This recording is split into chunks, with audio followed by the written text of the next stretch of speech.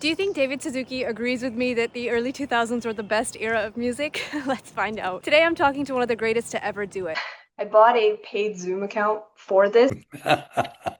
Since I moved to Canada and learned about this country's immeasurable natural blessings, David Suzuki has taught me that one person can make a difference and made me believe in the power of storytelling. I'm lucky enough to be invited to his 90th birthday benefit concert, the proceeds of which will be going to support the David Suzuki Foundation, where they do invaluable work in terms of telling stories about nature, but also pressuring elected officials to protect it. You've been alive for a lot of decades.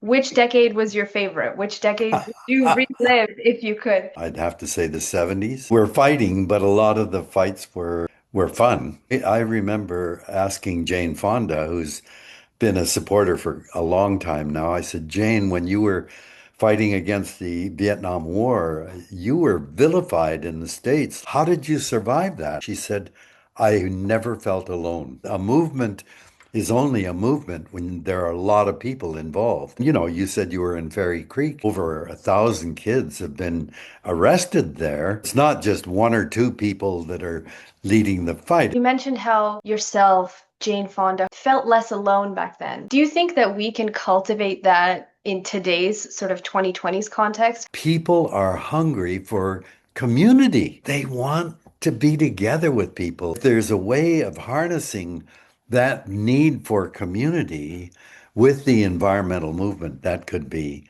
very, very exciting. Let's work together as a community now and be as resilient as we can be. There will be joy in meeting who your neighbors are. What was your favorite music decade? It would have to be the 70s and 80s, the time of civil rights, Joan Baez, Janis Joplin, when music really was music. I grew up in the 2000s, Britney Spears and Christina Aguilera. I remember at the time the Black Eyed Peas were really the only group that I was aware of making music for activists and to try to make any sort of change. And I was really plugged into that, and it was the first CD I ever bought. Wow. You know, we had Neil Young and Joni Mitchell, and the Canadians. So I listen to Joni Mitchell and I want to cry. So, for sure. Never did I think that David Suzuki's music tastes and mine would overlap with Joni Mitchell.